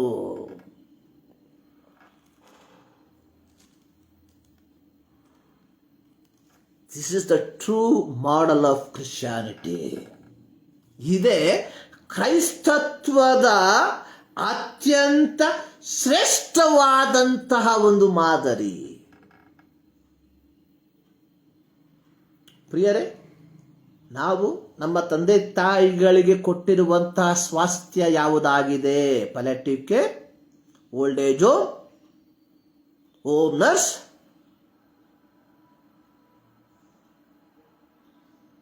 shame on us. Shame on us. We are not worthy to call a Christian. ಕ್ರೈಸ್ತರೆಂಬುದಾಗಿ ಕರೆಸಿಕೊಳ್ಳುವುದಕ್ಕೆ ನೀನು ನಾನು ಯೋಗ್ಯನಲ್ಲ. ಈ ಮುಖವಾಡವನ್ನು ಇವತ್ತು ಕಳಚಾಕಿ ಯೆಹೋಶುವನು ಹೇಳಿದ ರೀತಿಯಲ್ಲಿ ಅವರುಗಳ ದೇವರುಗಳನ್ನು ಹಿಂಬಾಲಿಸ್ಕೊಂಡು ಹೋಗಿ ದೇವರ ನಾಮಕ್ಕೆ, ಕ್ರೈಸ್ತತ್ವಕ್ಕೆ ಕಳಂಕ ತರುವಂತವರಾಗಿ ಜೀವಿಸಬೇಡಿ. ಯೋಸೇಫ he did the best thing. ತನ್ನ ತಂದೆ ಅಣ್ಣ ತಮ್ಮಂದರಿಗೆ ಐಗುಪ್ತ ದೇಶದಲ್ಲಿ ಉತ್ತಮವಾಗಿದ್ದಂತಹ ಸ್ಥಳದಲ್ಲಿ ಅವರಿಗೆ ಸ್ವಾಸ್ಥ್ಯವನ್ನು ಹಂಚಿಕೊಟ್ಟ. ಅಲ್ಲಿಗೆ ನಿಲ್ಲಲಿಲ್ಲ. ಬರಗಾಲ ಮುಗಿಯುವ ತನಕ ಅವರ ಕುಟುಂಬ ಸದಸ್ಯರಿಗೆ ಲೆಕ್ಕದ ಪ್ರಕಾರ, ಅಂದ್ರೆ ಹೊಟ್ಟೆ ತುಂಬ ಆಹಾರವನ್ನ ಕೊಟ್ಟು ಸಾಕಿದ, ಯಾವುದೇ ರೀತಿಯ ಪ್ರತಿಫಲವನ್ನ ಪಡೆಯದೆ. ಐಗುಪ್ತ ದೇಶದಲ್ಲಿ ಬರಗಾಲವಿದ್ದಾಗ ಐಗುಪ್ತದಲ್ಲಿ ಆಹಾರ ಸಿಕ್ಕುವಂತ ಸಂದರ್ಭದಲ್ಲಿ ಜನರು ತಮ್ಮಲ್ಲಿರುವಂತ ಎಲ್ಲವನ್ನ ಮಾರಿ ಆಹಾರವನ್ನು ಕೊಂಡುಕೊಳ್ಳುತ್ತಿದ್ದರು. ಚರಿತ್ರೆ ಇದೆ. ಆದರೆ ಇಲ್ಲಿ ಯಾಕೋಬನ ಮಕ್ಕಳಾಗಲಿ ಅಥವಾ ಯೋಸೇಫನ ಸಹೋದರರಾಗಲಿ ಏನನ್ನೂ ಸಹ ಕೊಡದೆ ಉಚಿತವಾಗಿ ಆ ಬರಗಾಲ ಮುಗಿಯುವ ತನಕ ಮೃಷ್ಟಾನ್ನವನ್ನ ಭುಜಿಸಿ ತಮ್ಮ ಜೀವಿತವನ್ನ ಕಳೆದರು. ಹಾನರಿಂಗ್ ಯುವರ್ ಪೇರೆಂಟ್ಸ್, ಪೋಷಕರನ್ನ ಗೌರವಿಸುವಂಥದ್ದು. ಜ್ಞಾನೋಕ್ತಿಗಳ ಪುಸ್ತಕದಲ್ಲಿ ಸೊಲೊಮೋನನು ಇಲ್ಲಿ ಬರೆದಿರುವಂತಹ ಒಂದು ಮಾತು, ಮಗನೇ ತಂದೆಯ ಉಪದೇಶವನ್ನು ಕೇಳು, ತಾಯಿಯ ಬೋಧನೆಯನ್ನು ತೊರೆಯಬೇಡ. ಅನೇಕ ಸ್ಥಳಗಳಲ್ಲಿ ಇಂತಹ ವಾಕ್ಯಗಳನ್ನು ನಾವು ನೋಡುವಂತವರಾಗಿದ್ದೇವೆ. 2ನೇ ಅಧ್ಯಾಯ, ಕಂದ ನನ್ನ ಮಾತುಗಳನ್ನು ಅಂಗೀಕರಿಸಿ ನನ್ನ ವಿಧಿಗಳನ್ನು ವಿಧಿಯಂತೆ ಕಾಪಾಡಿಕೋ. 3ನೇ ಅಧ್ಯಾಯ, ಕಂದ ನನ್ನ ಉಪದೇಶವನ್ನು ಮರೆಯಬೇಡ. 4ನೇ ಅಧ್ಯಾಯ, ಮಕ್ಕಳಿರ ತಂದೆಯ ಶಿಕ್ಷಣವನ್ನು ಕೇಳಿರಿ. 5ನೇ ಅಧ್ಯಾಯ, ಕಂದ ನನ್ನ ಜ್ಞಾನೋಪದೇಶವನ್ನು ಆಲಿಸು. ಎಲ್ಲ ವಾಕ್ಯಗಳಲ್ಲಿ ಮಕ್ಕಳಿಗೆ ಬೇಕಾಗಿರುವಂತಹ ಬುದ್ಧಿ ಉಪದೇಶದ ಮಾತುಗಳು ಬರೆದಿರುವಂಥದ್ದನ್ನು ನಾವು ನೋಡುವಂಥವರಾಗಿದ್ದೇವೆ. ನಮ್ಮೆಲ್ಲರಿಗೂ ಗೊತ್ತಿರುವಂತಹ ಒಂದು ಕಾರ್ಯ ದಶಾಜ್ಞೆಗಳು. ವಿಮೋಚನಕಾಂಡ 20ನೇ ಅಧ್ಯಾಯ ಅದರ 12ನೇ ವಾಕ್ಯದಲ್ಲಿ ಯೆಹೋವನು ಇಸ್ರಾಯೇಲ್ ಮಕ್ಕಳಿಗೆ ಆಜ್ಞೆಯನ್ನ ಕೊಡುವಂತಹ ಸಂದರ್ಭದಲ್ಲಿ ಒಂದು ಆಜ್ಞೆಯನ್ನ ಕೊಟ್ಟಿದ್ದಾನೆ. ಆ ಆಜ್ಞೆಯ ಒಂದು ಪ್ರತ್ಯೇಕತೆ ಏನೆಂದರೆ ದ ಪ್ರಾಮಿಸ್ ವಿತ್ ಬ್ಲೆಸ್ಸಿಂಗ್. ಆಜ್ಞೆಯೊಂದಿಗೆ ಇರುವಂತಹ ಒಂದು ಆಶೀರ್ವಾದ. ನಿನ್ನ ತಂದೆ ತಾಯಿಗಳನ್ನು ಸನ್ಮಾನಿಸಬೇಕು. ನೋಡಿ, ಬಾಕಿ ಎಲ್ಲ ಆಜ್ಞೆಗಳನ್ನ ನೋಡಿ, ನರಹತ್ಯೆ ಮಾಡಬಾರ್ದು, ಅಲ್ಲಿಗೆ ಮುಗೀತು. ವ್ಯಭಿಚಾರ ಮಾಡಬಾರ್ದು, ಅಲ್ಲಿಗೆ ಮುಗೀತು. ಕದಿಯಬಾರ್ದು, ಅಲ್ಲಿಗೆ ಮುಗೀತು. ಮತ್ತೊಬ್ಬನ ಆಸ್ತಿಯನ್ನ ಮನೆಯನ್ನ ಆಶಿಸಬಾರದು, ಅಲ್ಲಿಗೆ ಮುಗೀತು. ಸಬ್ಬತ್ ದಿನವನ್ನ ನೀವು ಆಚರಿಸಬೇಕು, ಅಲ್ಲಿಗೆ ಮುಗೀತು. ನಾನಲ್ಲದೆ ನಿಮಗೆ ಬೇರೆ ದೇವರುಗಳು ಇರಬಾರ್ದು, ಅಲ್ಲಿಗೆ ಮುಗೀತು. ಆದರೆ ಈ ಒಂದು ಆಜ್ಞೆಯ ಒಂದಿಗೆ ಆಶೀರ್ವಾದವೂ ಸಹ ಬರೆಯಲ್ಪಟ್ಟಿದೆ. ಆಜ್ಞೆ, ನಿನ್ನ ತಂದೆ ತಾಯಿಗಳನ್ನು ಸನ್ಮಾನಿಸಬೇಕು. Honour your father and mother. ಈಗ ನೀನು ಸನ್ಮಾನಿಸಿದರೆ, ಯಾವ ರೀತಿ ದೈವಿಕ ಪದ್ಧತಿಗೆ ಅನುಗುಣವಾಗಿ ನೀನು ತಂದೆ ತಾಯಿಗಳನ್ನು ಸನ್ಮಾನಿಸಿದರೆ, ನಿನ್ನ ದೇವರಾದ ಯೆಹೋವನು ನಿನಗೆ ಅನುಗ್ರಹಿಸುವ ದೇಶದಲ್ಲಿ ಬಹುಕಾಲ ಇರುವಿ.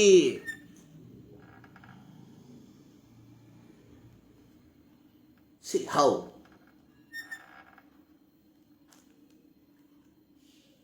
ನಾವು ಹೇಳ್ಬೋದು, V are doing the best thing. So ನಮಗೆ ಸಮಯವಿಲ್ಲದೆ ಇರುವುದರಿಂದ we are keeping in the best place. We are paying this much of money. We are paying 25,000. We are paying 30,000. So ನಮ್ಮ ಮನೆಯಲ್ಲಿ ನಾವು ಒಂದು ಕೋಣೆಯನ್ನು ಕೊಟ್ಟಿದ್ದೇವೆ ಅವರಿಗೆ, ಅವರನ್ನು ನೋಡಿಕೊಳ್ಳುವುದಕ್ಕೆ ಹೋಮ್ ನರ್ಸ್ನ ಇಟ್ಟಿದ್ದೇವೆ. We are doing our best thing. No, it's your responsibility, ನಿನ್ನ ಜವಾಬ್ದಾರಿ. ನಿನ್ನ ತಂದೆ ತಾಯಿಗಳನ್ನು ಸನ್ಮಾನಿಸಬೇಕು. ಸನ್ಮಾನಿಸಿದರೆ ನಿನ್ನ ದೇವರಾದ ಯೆಹೋವನು ನಿನಗೆ ಅನುಗ್ರಹಿಸುವ ದೇಶದಲ್ಲಿ ನೀನು ಬಹುಕಾಲ ಇರುವೆ.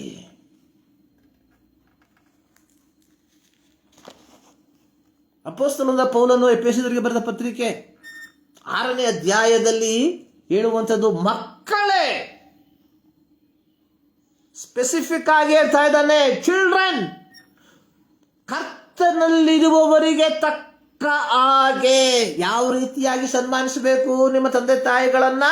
ಕರ್ತನಲ್ಲಿರುವವರಿಗೆ ತಕ್ಕ ಹಾಗೆ. ನಿಮ್ಮ ತಂದೆ ತಾಯಿಗಳನ್ನ ಯಾವ ರೀತಿಯಾಗಿ ನೋಡ್ಕೊಳ್ಬೇಕು ಎಂಬುದರ ವಿಚಾರ ಸತ್ಯವೇದದಲ್ಲಿ ಸ್ಪಷ್ಟವಾಗಿ ಬರೆಯಲ್ಪಟ್ಟಿದೆ. ಕರ್ತನಲ್ಲಿರುವವರಿಗೆ ತಕ್ಕ ಹಾಗೆ ನಿಮ್ಮ ತಂದೆ ತಾಯಿಗಳ ಮಾತನ್ನು ಕೇಳಬೇಕು. ಇದು ಧರ್ಮ, ಇದು ವಾಗ್ದಾನ ಸಹಿತವಾದ ಮೊದಲನೇ ಆಜ್ಞೆ. ಇಲ್ಲಿ ಪೌಲನು ಅದನ್ನ ಎಲೋಬ್ರೇಟ್ ಆಗಿ ಬರೆದಿರುವಂಥದ್ದನ್ನು ನೋಡುತ್ತೇವೆ. ಇದು ವಾಗ್ದಾನ ಸಹಿತವಾದ ಮೊದಲನೇ ಆಜ್ಞೆ. ಬೇರೆ ಯಾವ ಆಜ್ಞೆಗಳಿಗೂ ವಾಗ್ದಾನ ಕೊಡಲ್ಪಟ್ಟಿಲ್ಲ, ಆದರೆ ಈ ಆಜ್ಞೆಗೆ ವಾಗ್ದಾನ ಕೊಡಲ್ಪಟ್ಟಿದೆ. ವಾಗ್ದಾನ ಏನು? ನಿನ್ನ ತಂದೆ ತಾಯಿಗಳನ್ನು ಸನ್ಮಾನಿಸಿದರೆ ನಿನಗೆ ಹಾನರಿಂಗ್ ಯುವರ್ ಪೇರೆಂಟ್ಸ್. ನಾನು ಎಲ್ಲೋ ಓದಿರುವಂತಹ ಒಂದು ಜ್ಞಾಪಕ, ಎಲ್ಲೋ ಎಂಬುದಾಗಿ ನೋಡುವಾಗ ಗೂಗಲಲ್ಲಿ ಸರ್ಚ್ ಮಾಡಿದಾಗ ಓದಿದಂಥ ಒಂದು ಜ್ಞಾಪಕ ಇದೆ.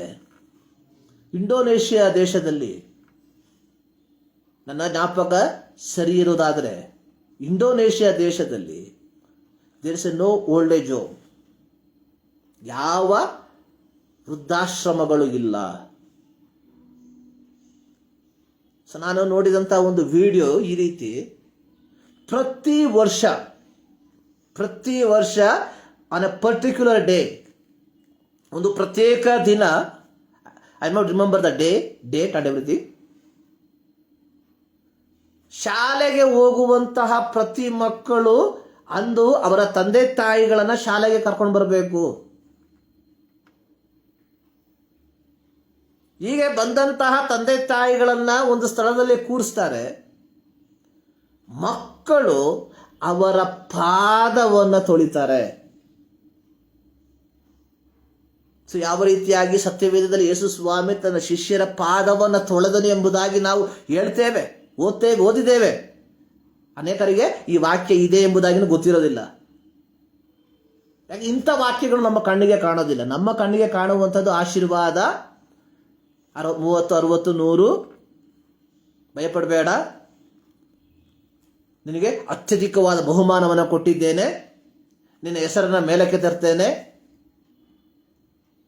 ನಿನ್ನ ತಲೆಮಾರುಗಳನ್ನು ಆಶೀರ್ವಾದ ಮಾಡ್ತೇನೆ. ಇಂಥ ವಾಕ್ಯಗಳು ಮಾತ್ರ ನಮ್ಮ ಕಣ್ಣಿಗೆ ಕಾಣುವಂಥದ್ದು.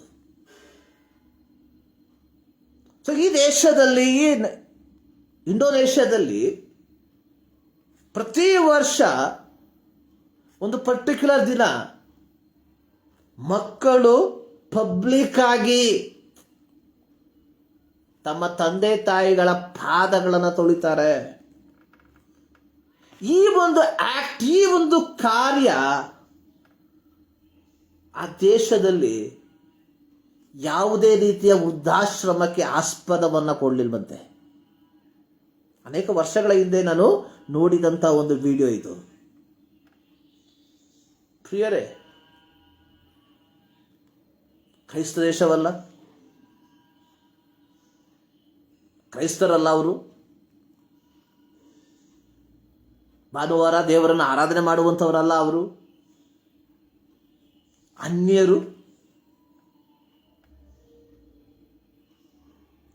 ಈ ಒಂದು ಕಾರ್ಯವನ್ನ ಮಾಡುವುದರ ಮೂಲಕವಾಗಿ ತಮ್ಮ ತಂದೆ ತಾಯಿಗಳನ್ನ ಅವರ ಇಳಿ ಸಂಜೆಯ ಪ್ರಾಯದಲ್ಲಿ ಸುಂದರವಾಗಿ ಅವರನ್ನು ನೋಡ್ಕೊಂಡು ಹೋಗ್ತಾ ಇದ್ದಾರೆ. ರಕ್ಷಣೆ ಹೊಂದಿರುವಂಥವರು, ದೀಕ್ಷಾಸ್ಥಾನ ತೆಗೆದುಕೊಂಡಿರುವಂಥವರು, ಕರ್ತನ ಮೇಜೆಯಲ್ಲಿ ಭಾಗಿಗಳಾಗುವಂಥವರು, ಕರ್ತನ ಸೇವೆಯನ್ನು ಮಾಡುವಂಥವರು. Where is our standard? Where is your parent? ಎಲ್ಲ ನಿಮ್ಮ ತಂದೆ ತಾಯಿಗಳು ಯಾವ ಪ್ಯಾಲಿಟಿವ್ ಕೇರ್ ಇದ್ದಾರೆ ಯೋಚನೆ ಮಾಡಿ. ಇವತ್ತು ನಮ್ಮ ಮನೆಗೆ ಯಾವ ಮೂಲೆಯಲ್ಲಿ ಅವರಿಗೆ ಸ್ಥಾನವನ್ನು ಕೊಟ್ಟಿದ್ದೇವೆ ಯೋಚನೆ ಮಾಡಿ. ಇವತ್ತು ಅಂಟಿಲ್ ಅಂಡ್ ಅನ್ಲೆಸ್ ಈ ಕಾರ್ಯದಲ್ಲಿ ನೀನು ಒಂದು ಸ್ಪಷ್ಟತೆಯನ್ನು ಹೊಂದಿಕೊಳ್ಳದೆ ಇದ್ದರೆ ಬೆಟರ್ ಕ್ಲೋಸ್ ದ ಬೈಬಲ್.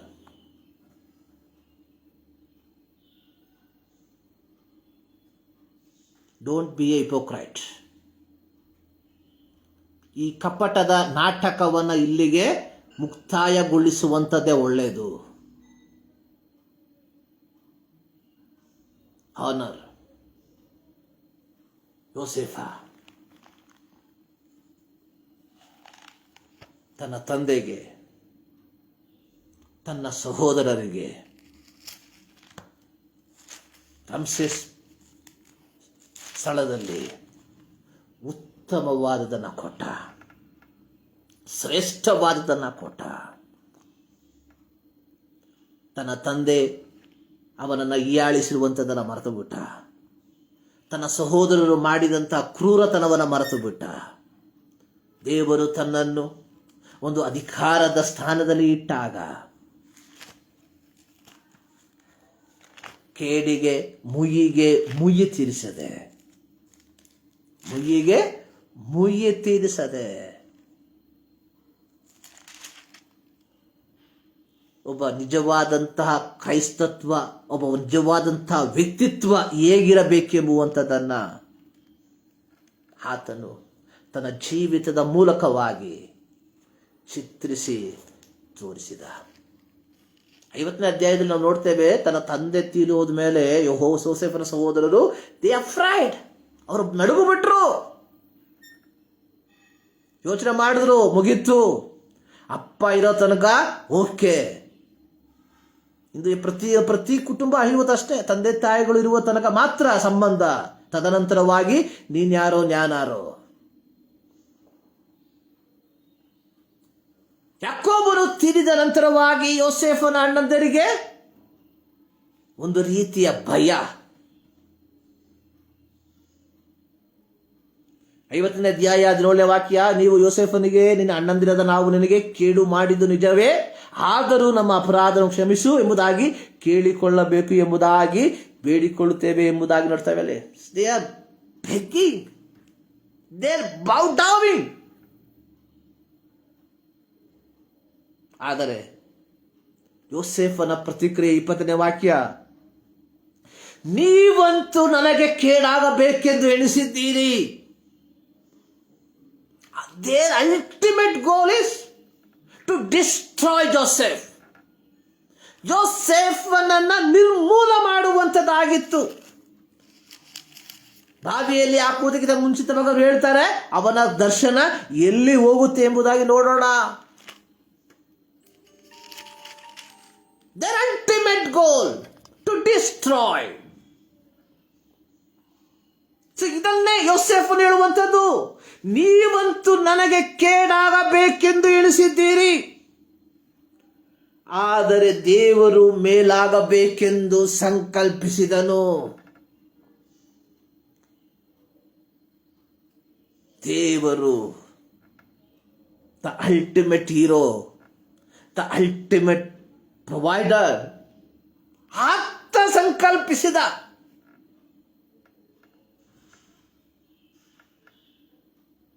ನೀವಂತೂ ಸ್ವಲ್ಪವೂ ಭಯಪಡಬೇಡಿರಿ, ನಾನು ನಿಮ್ಮನ್ನು ನಿಮಗೆ ಸೇರಿದವರೆಲ್ಲರನ್ನು ಪೋಷಿಸುವೆನು.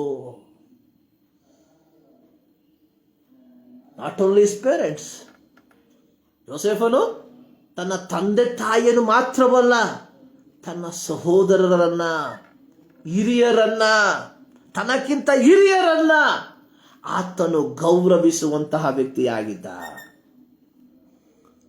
ಪ್ರಿಯರೇ, ಈ ಮುಂಜಾನೆಯಲ್ಲಿ ಒಮ್ಮೆ ಯೋಚಿಸಿ, wear is our Christian standard? ನಮ್ಮ ಕ್ರೈಸ್ತತ್ವದ ಆ ಒಂದು ಸ್ಟ್ಯಾಂಡರ್ಡ್ ಯಾವ ಮಟ್ಟದಲ್ಲಿದೆ?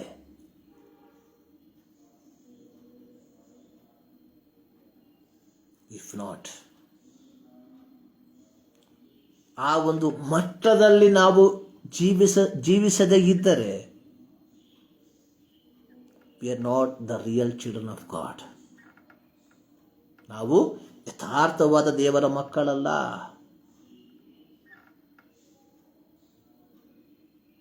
ಒಳ್ಳೆ ಮರವು ಕೆಟ್ಟ ಫಲಗಳನ್ನು ಕೊಡೋದಿಲ್ಲ, ಕೆಟ್ಟ ಮರಗಳು ಒಳ್ಳೆ ಫಲಗಳನ್ನು ಕೊಡೋದಿಲ್ಲ. ನನ್ನ ಆತ್ಮಿಕತೆಯನ್ನು ಅಳೆಯುವಂಥದ್ದು ನನ್ನ ಪ್ರಸಂಗದ, ಮಾತಿನ, ಆರಾಧನೆಯ ಅಡಿಸ್ಥಾನದ ಮೇಲೆ ಅಲ್ಲ, ನನ್ನ ಕ್ರಿಯೆಯ ಮೇಲೆ.